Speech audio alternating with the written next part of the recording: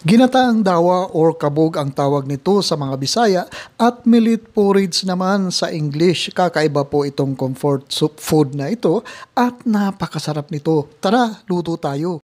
Hi, I'm Dance and this is my channel.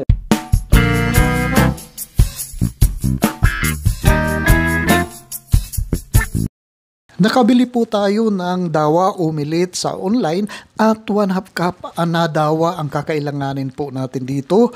Huhugasan lang po natin dito ang ating millet or dawa at pagkatapos po ay i-drain lang po natin ito.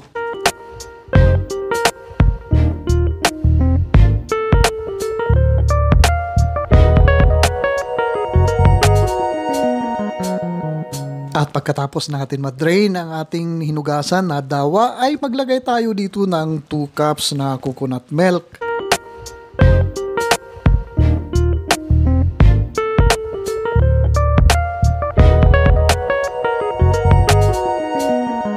Pakukuluan lang po natin ang ating dawa o millet dito ng mga 15 to 20 minutes po at hahalukayin lang po natin ito para hindi po dumikit ang ating niluluto sa ilalim ng ating pot po dito. Halukayin lang po natin ng halukayin at saka po ang ating apoy ay low heat lang po para hindi po masunog ang ating niluluto po dito.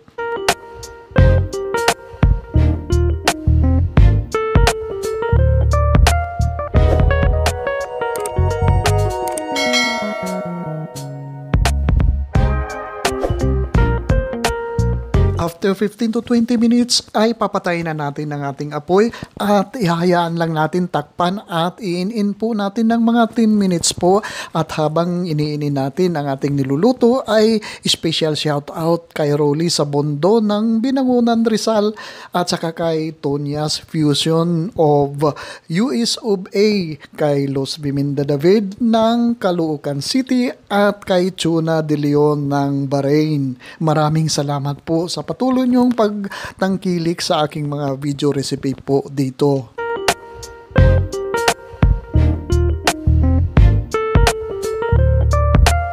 Buhagagin muna natin ang ating niluluto gamit ang ating tinidor bago po natin lagyan ng mga 360 ml na evaporated milk po.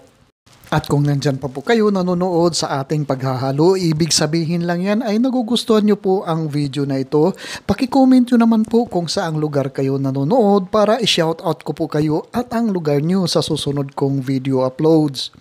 At kung meron po kayong mga comments or kung meron po kayong mga request na recipe, paki-post lang po sa comment section sa baba at sisikapin natin na tugunan ito. Ngayon naman po ay magdagdag tayo dito ng 1/2 cup na granulated sugar po at saka 1/2 teaspoon na fine salt, 1 teaspoon na vanilla essence at saka 1/2 cup na corn kernel na store-bought na corn kernel. Imikos-mikos lang po natin ang ating mixture po dito at pagkatapos ay iluluto uli po natin ito.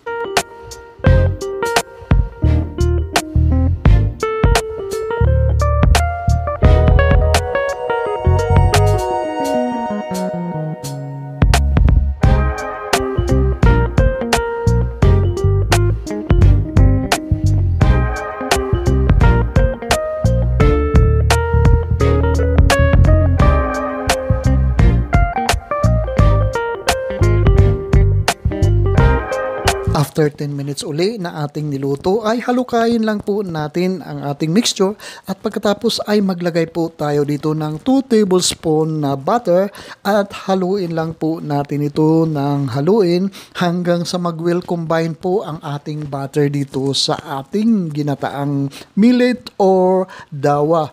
At pagkatapos 1 minute na lang po na atin iluluto ay okay na po ito.